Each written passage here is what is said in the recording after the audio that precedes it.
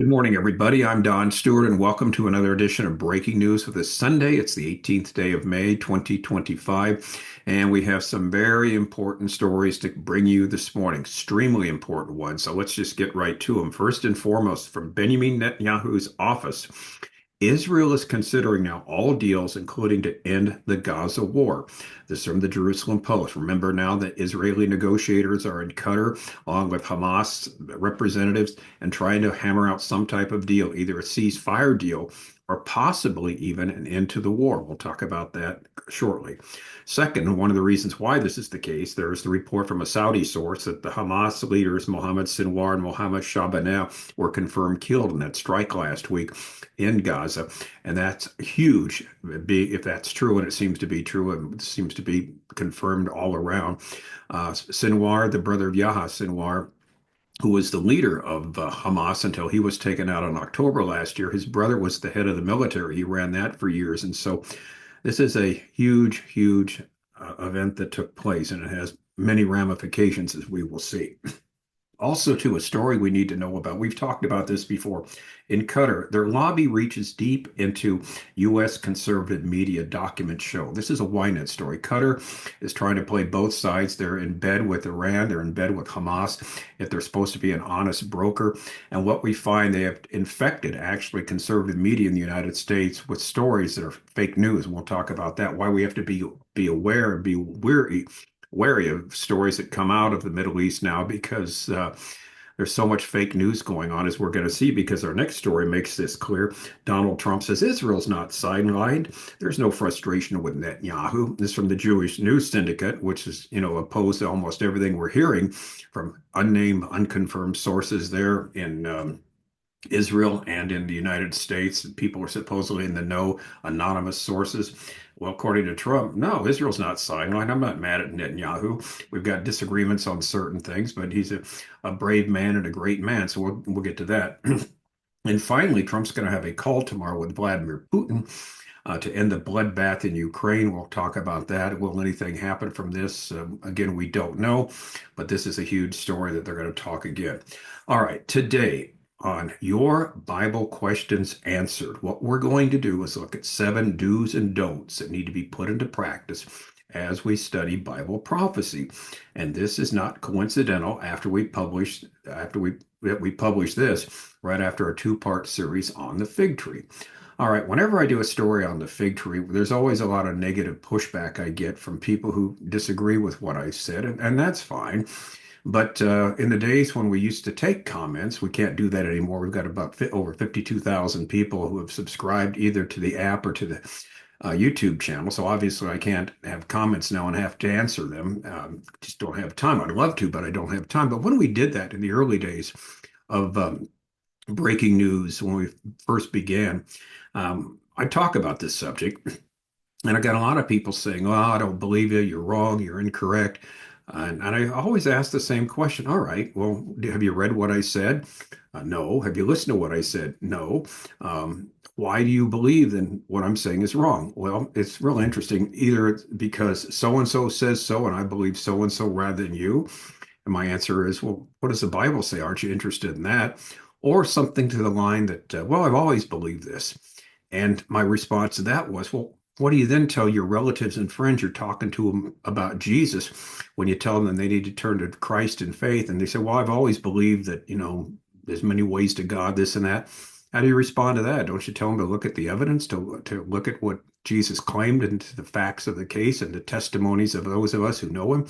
So the point is, we hope that you will not be part of this group that just write something off without looking into it. That's not what we do here. We try and look at the evidence. We try and look at what the Bible has to say first and foremost. We do our best to do that for you so you can make your own decisions. So we've got the 7 do's and don'ts today. Now, having said that, that's going to be published a little earlier than usual, probably about 10 o'clock Pacific time today. The reason is my wife and I are going down today to Los Angeles. It's about an hour drive from here, to the Museum of Tolerance. And this it's connected with the Simon Wiesenthal Center there in LA. And basically it's a great organization, a very somber thing they do. And they talk about the tolerance that's not there against Israel.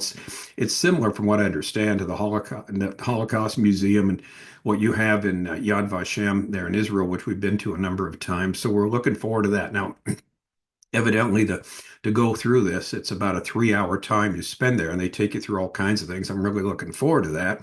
And so by the time we get there and come back, it'll be late in the afternoon, so it won't be any time to do a second edition of breaking news today. So we'll have to leave every story that comes up the rest of the day till tomorrow, unless something really, really huge happens. Then when we come back, we'll do that. But just to let you know, this will be the only breaking news today because we're really looking forward to going to the Museum of Tolerance, see what they have to say, and how much we can, again, identify with them, with what Israel goes through, how they've been treated so horribly by the world. And we want to let them know, as always, there's Bible believing Christians that are on your side that believe you have the right to exist and the right, to be in that land.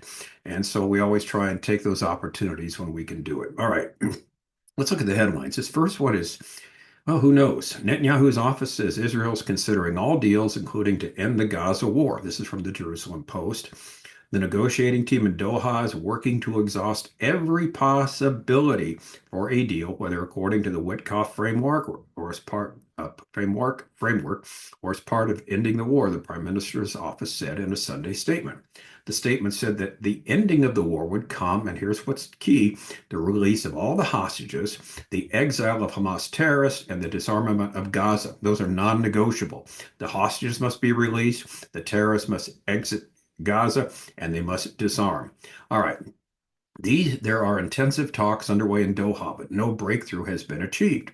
We are much more optimistic than we were last week, but it's still unclear whether an agreement will be reached. This is an Israeli official who told the Jerusalem Post today.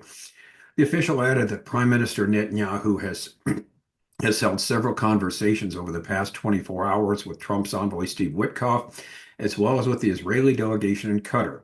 According to the official, the Witkoff proposal is currently on the table, and it includes release of 10 hostages. If Hamas is willing to discuss ending the war through its surrender, we are ready. He further stated the delegation will not remain there indefinitely. If there is no progress in the near future, we will move forward with the fighting. Now, this could be a historic occasion, or it may be more of the same. Again, we'll have to wait and see. And like I said yesterday, we continue to say the Israelis, when you have these articles, I always love to read the comments from people who live in Israel, what they think. And they're universally against having another hostage deal of releasing only 10 of the remaining 20 or so hostages that are still living, especially if there's going to be a ceasefire for 45 to 60 days, so you're going to have those people live in darkness for another 60 days, the 10 that aren't released. No, you want them all home right now, and that's how it should be. We'll see what happens, so stay tuned. Okay, here's the good news. A report that Hamas leader Sinwar and Mohammed Shabaneh are confirmed killed from Israel HaYom. According to reports from the Saudi news outlet Al Hadath, the commander of Hamas's Rafah brigade was also present during the strike that eliminated top terrorist leaders. This marks the most significant blow to the terrorist organization since the killing of his brother Yahya Sinwar. The Saudi channel reported this Sunday morning, citing its sources, that confirmation has been received regarding the deaths of Sinwar, the commander of the military wing of the terrorist organization of Hamas, Mohammed Shabaneh, Hamas's Rafah brigade commander, in an Israeli strike last week. According to the sources, the body of Sinwar, along with those of 10 of his aides, were found inside a tunnel in Han Yunis. The underground infrastructure is located beneath the European hospital in the city. They usually put their headquarters underneath hospitals, mosques, schools, and things like that because they feel they won't get bombed. All right, the Hamas sources further revealed that Mohammed Sinwar had effectively been commanding the military wing for many years, despite Mohammed Deif serving as the overall commander.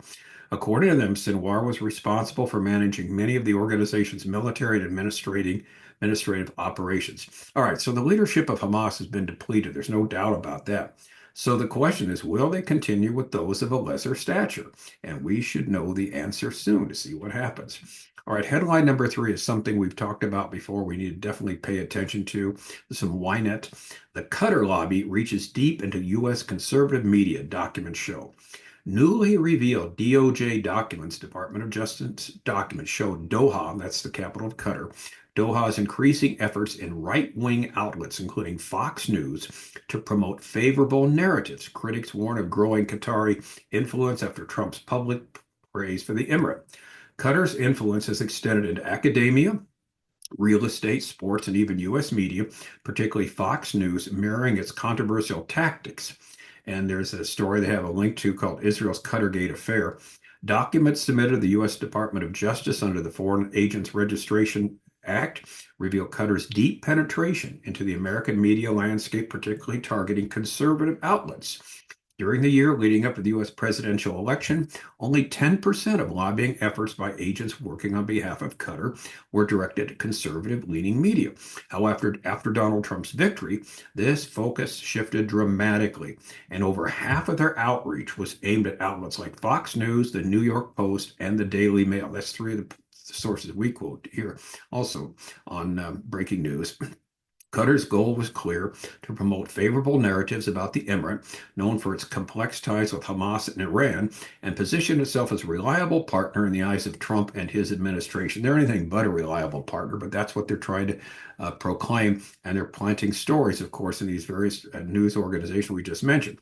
Now, this is an important story. Why? Because all the fake news that's been coming out in both Israel and the United States with respect to Trump and Netanyahu. There are powerful forces that do not want to see Israel finish off Hamas and make Gaza secure. Therefore, they place stories in conservative media, which basically says all is hopeless. We must be careful not to fall for these stories. That's why it's crucial to wait and see what actually happens rather than rely on these unconfirmed stories from anonymous sources. And the next story illustrates the problem. Headline number 4, Trump says Israel's not sidelined. There's no frustration with Netanyahu. This is from the Jewish News Syndicate. Donald Trump, who previously said his Mideast trip would be good for Israel, signals his ties with Prime Minister Netanyahu remain strong. Donald Trump is not frustrated with Israeli Prime Minister Netanyahu, the U.S. president said, addressing a question of Fox News anchor Brett Baer during a May 16th interview following his tour of the 3 Arab Gulf states. Trump told Baer that it's important to keep the Arab states in our fold. They're back living in the United States again. That was a full embrace. The trip, which skipped the Jewish state, had been characterized in many media as shrugging off or sidelining Israel, particularly as Trump appeared to ignore Israeli concerns about Qatar, a funder of Islamist groups we just talked about, and met with the new Syrian leader, President Ahmed al-Shara, whom Netanyahu's government says is a jihadist, because he is a jihadist. However, Trump expressed empathy for Netanyahu in the wide-ranging interview with Baer, saying Israel's prime minister is dealing with a difficult situation. Netanyahu is an angry man, and he should be because of October 7th, and he's been hurt badly by that. But in another way, he's been sort of helped because I think he's fought hard and bravely. Trump has already attempted to allay the fears that his Mideast trip didn't signify a change in the U.S.-Israel relationship. And according to both Trump and Netanyahu, there is not this animosity that so many news outlets continue to promote. Of course, they have differences, but we will have to wait and see what the final outcome would be with these thorny issues, such as U.S., Iran, and Gaza, etc. Those are my words, by the way. The article ended, we're commenting on that. So we have to wait and see. Again, in other words, here's the key, what we always try and do. Let's make sure we don't jump to conclusions. Instead, we want to see how it all plays out. Now, we do report stories of possible problems with Netanyahu and Trump, with whatever case may be in there. And every time we do this, we always mention the fact that this is from some unconfirmed anonymous source. It may be true, it may not be true. We don't know. But according to each of them recently, Mike Huckabee said the same thing. You've got Netanyahu saying it, you've got Witkoff saying it, and you've got Trump saying it. No, there's no animosity, no problem there. So I think we should stick with what they say. And again, we'll see how all this plays out. Now, speaking about how something plays out, Trump says he's going to have a call with Putin tomorrow, Monday, to end the bloodbath in Ukraine. This is a Breitbart story. He said he'll speak to the Russian leader in a phone call on Monday aimed at bringing an end to the war in Ukraine. In a post on Truth Social on Saturday, he said he'd speak at 10 a.m. Monday morning following the first round of direct talks between Russia and Ukraine in Istanbul since the early aftermath of the 2022 invasion. The subject of the call will be stopping the bloodbath that is the killing. On average, more than 5,000 Russian Ukrainian soldiers a week die. And then he said, we'll also talk about trade, Trump wrote. I will then be speaking to President Zelensky of Ukraine and then with President Zelensky, various members of NATO. Hopefully, it'll be a productive day. A ceasefire will take place, and this very violent war, a war that should never have happened, will end. God bless us all, he added. Now, Moscow has not yet commented on the upcoming talks between Trump and Putin. However, Kremlin spokesman Dmitry Peskov said Saturday that Russia is open to a potential meeting between Putin and President Zelensky if peace talks advance. While the two sides agreed in Istanbul to exchange 1,000 prisoners of war as a sign of good faith, the meeting largely failed to lay the groundwork of any broader peace deal. So here's the question: will anything come of the phone call? Again, who knows? We do know this, that the war will eventually end. Now, how it will end, there's one of two possibilities: either a peace treaty, or Russia will just obliterate them, defeating Ukraine and taking charge of large swaths of territory and possibly even going elsewhere in their adventures. We just don't know. So, as always, it will stay tuned. What we do know is someday it will end because Russia has to be, basically cut off from that war if they're going to eventually lead an invasion of Israel in the last days, according to Ezekiel 38 and 39, along with countries like Russia, Russia, along with countries like Iran. And of course, you've got Turkey and some others that are there. We've got the Sudan and also Libya. So that's still coming in the future. When, we don't know. It's going to happen. Exactly when, we do not know. And the things are setting up for all this. But the big story today is what's happening out of Qatar. Will there be any type of agreement?